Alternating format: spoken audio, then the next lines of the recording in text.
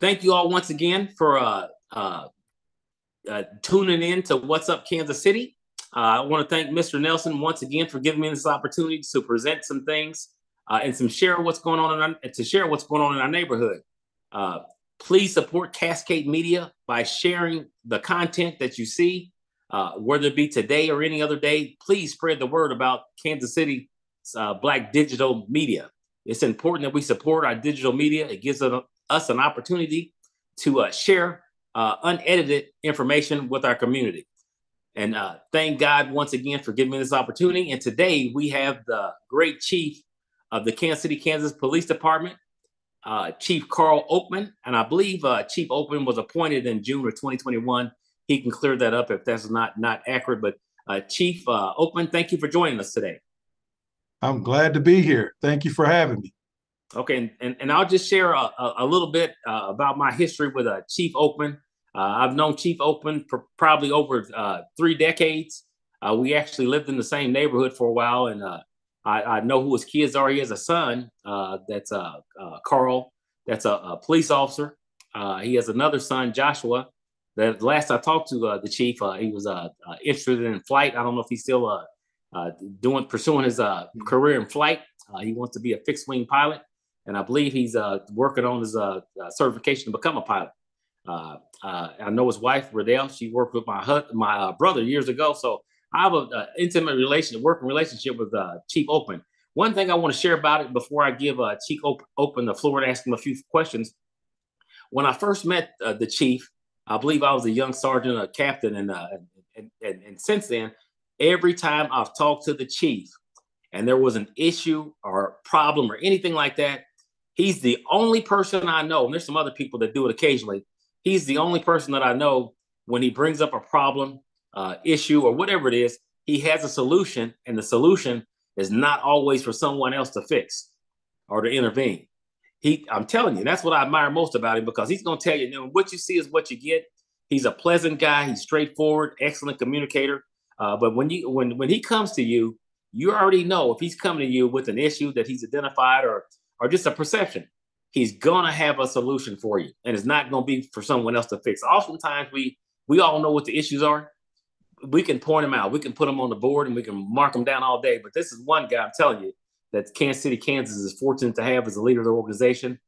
In Kansas City or anyone else, he could have gone anywhere in the country and led any major police department. That's the caliber he is, and I believe he has 350 sworn members approximately, and about 150 non-sworn, a budget of 60 or 70 million. I mean, he's doing a great job over there. And again, Chief, thank you for coming on today. And I just want to start. Can you just tell us a little bit about your background, your upbringing, and things like that? Well, first of all, I don't know who that person is you described, but thanks. Now, I tell you, well, I was born and raised in KCK, and one of the unique things about it is I'm the kid. I left KCK, living in the projects, and came back as the police chief. So only that can only happen in America. So one of the things, even being a police chief, I'm able to look at things from a different perspective, which I would say that's one of the only things that sometimes that's a little disturbing to me. How you do have members of the community that automatically think that you grew up in this great situation because now you're the police chief and you don't really understand what we're going through. But I grew up poor, grew up in poverty. As a young man, it was days when I didn't have food to eat. But my mother always told me, she said, whatever you do, I'm not going to tell you what she called me because that was my nickname. But she said, whatever you do, never lose hope. Once you lose your hope, you're done.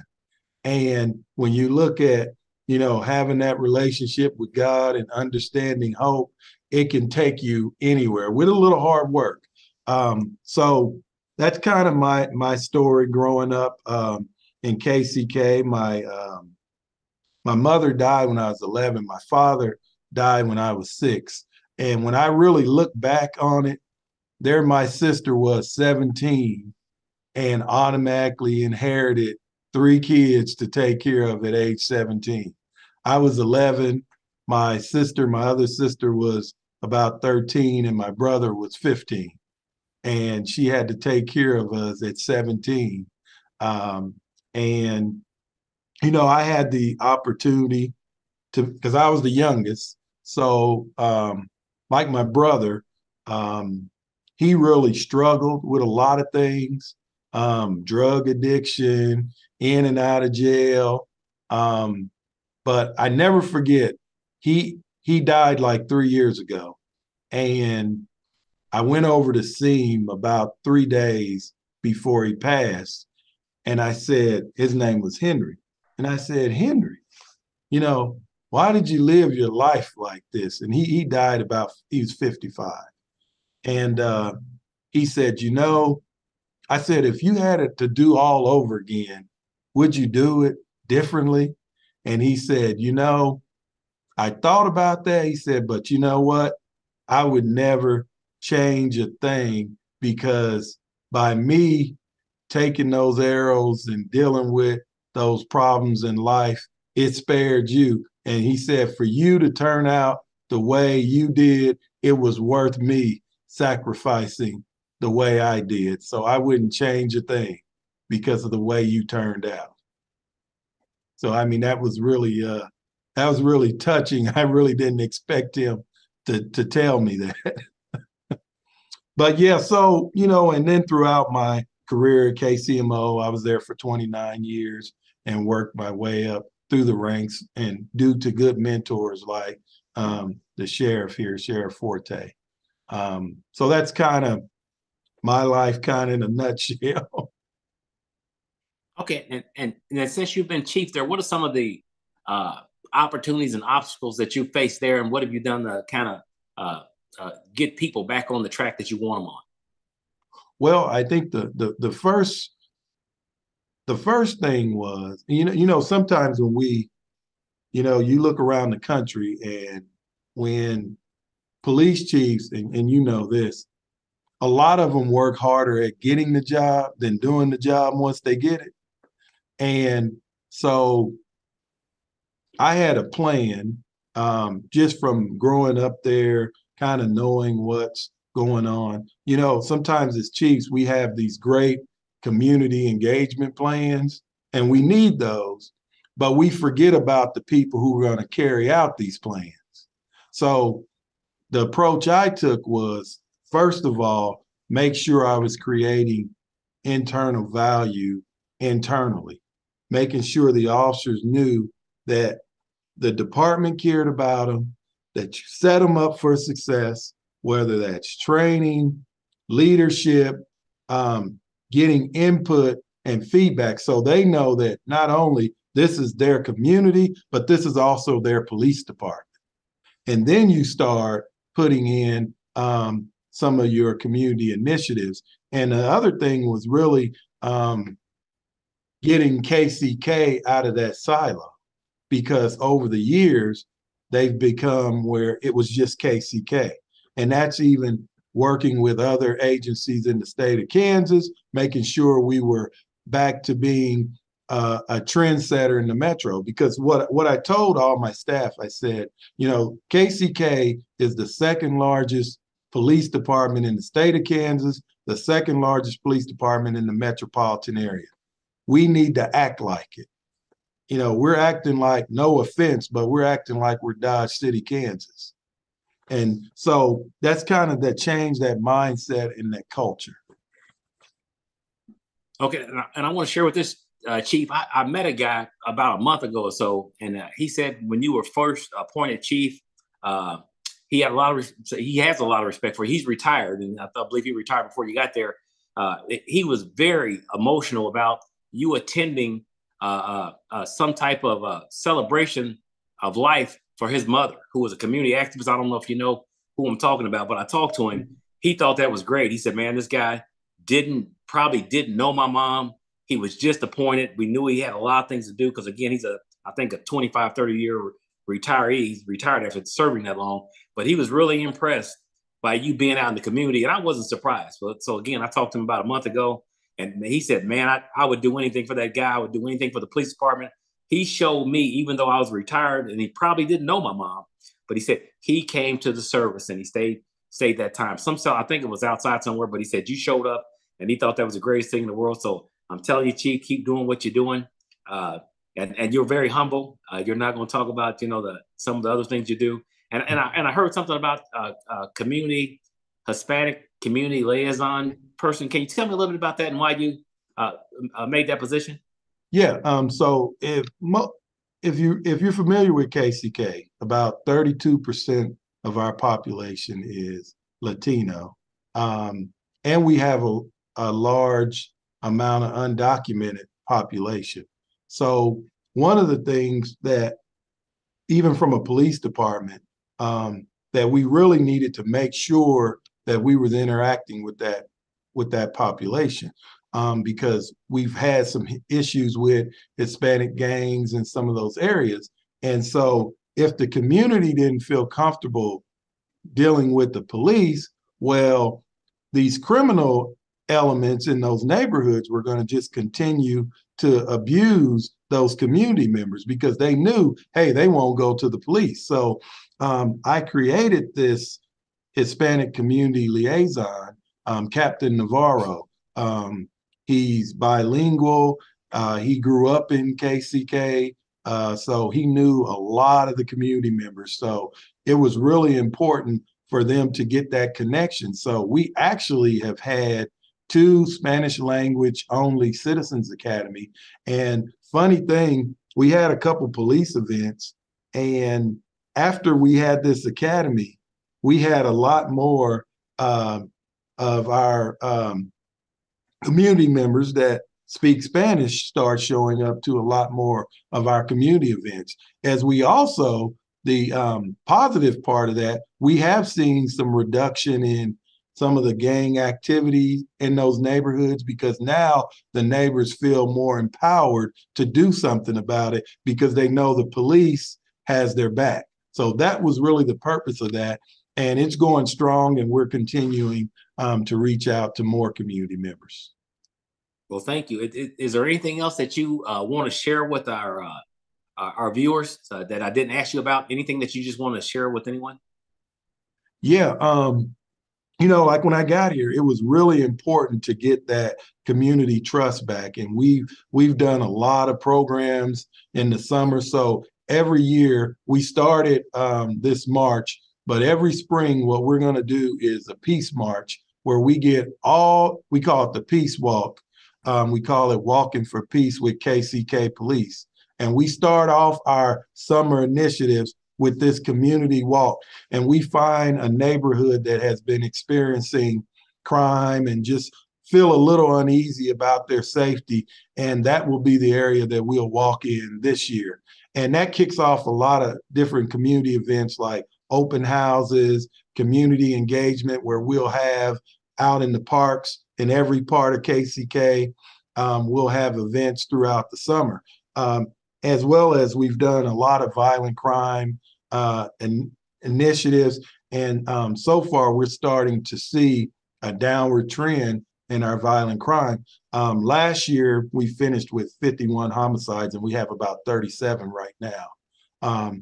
And of those 37, a great percentage of those are DV. So we got something in the works to deal with the domestic violence issues that we have here. But when your community trusts your police department, you start seeing some changes in a lot of things, interaction, crime, and just that willingness to help reduce crime in their neighborhoods. And like I always say, you have to be careful. And I tell this to the community, really be careful, because there are groups out there in the community that do not want to see the police and community work together. So always remember that, because the key to having a successful community is when the police and community work together. Just like the community, the police needs to work on community trust, the community, the police also have to trust the community. And sometimes we forget about that part of it.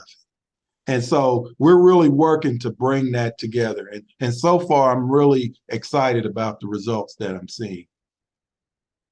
And thank you for that. And I'll just step back. Good, you're well rounded as a chief. Can you tell me some of the assignments that you held at the Kansas City, Missouri Police Department as you evolved and grew at the police department, where you're confident in leading the Kansas City, Kansas Police Department, just as you would any other large metropolitan police department? What are some of the assignments that help you there? Some people think when you get to the top, you just wake up one day and you're at the top, but you did a lot of hard work. And so other than patrol, you come on, you go to patrol with someone, and as you promote to sergeant throughout, what are some of the assignments that help you with your problem solving and your vision and those sorts of things as chief? What has helped you throughout your career to develop to the person you are now to lead successfully? Well, I would say patrol was a big one, and that was at East Patrol where I started, and that's where I first met you, at East Patrol. That was a big assignment. Really taught me how to work with the community and not really, because sometimes, especially when you work the midnight shift, sometimes all you see is the negative things that you're doing as a police officer, dealing with shootings and all of that stuff. But it also lets you know that, this may be one house on this block, and you need to really work with the community to make their street a lot safer. And you can do that as a district officer. And then I was a detective in vice. I was a detective in homicide. So I worked homicides, and that was really, really interesting. I really enjoyed it. And it really helped me connect with a lot of community to kind of see that suffering, that process, because a lot of people don't understand that process when you're dealing with a homicide. And sometimes we forget the family suffering, and then we also forget these detectives are seeing this stuff week after week, day after day. So it takes its toll. So then from there, I was a detective in the narcotics unit. So that really helped. And that was when methamphetamine was starting to take hold of Kansas City. So I was in the beginning stages of the methamphetamine epidemic.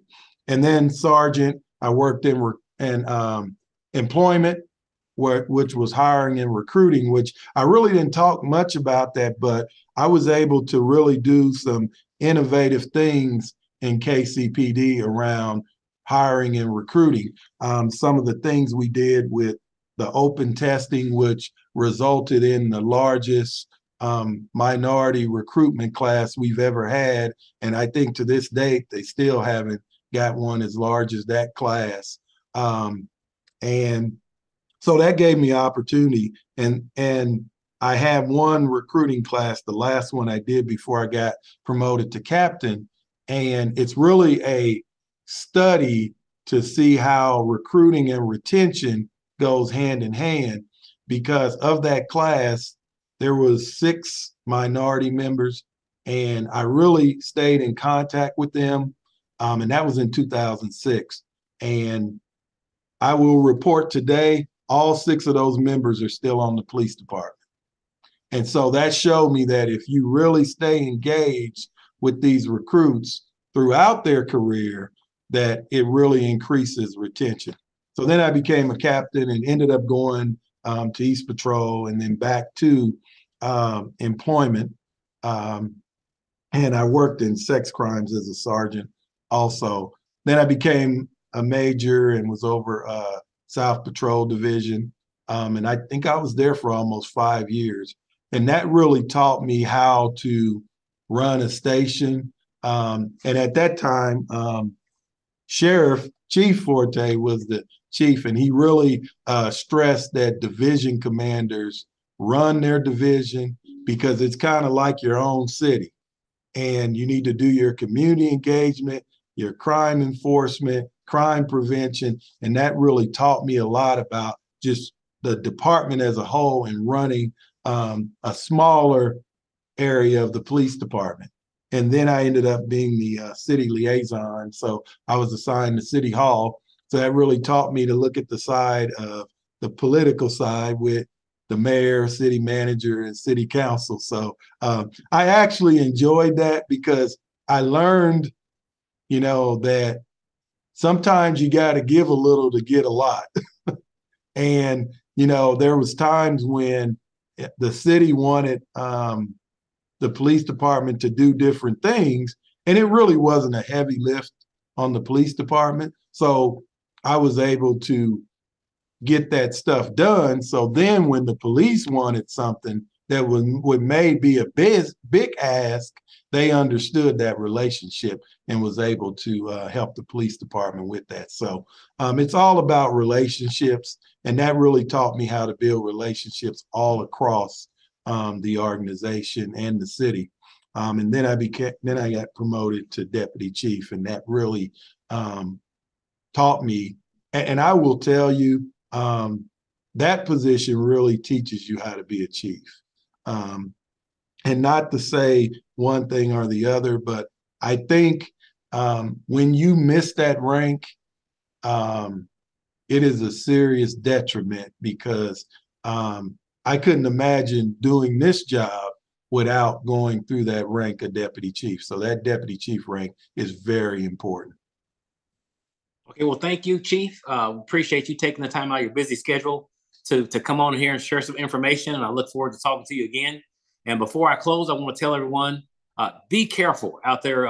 New Year's Eve, the celebratory gunfire is nonsense. So be responsible, be respectful. And if you know of anyone out there that plans to celebrate with gunfire, please stop them by however you think is necessary, whether it means calling someone else or you stepping in. So thanks again, everyone, and thank you, Chief, and I'll talk to you all later. The program is brought to you by the Kansas City Business Association.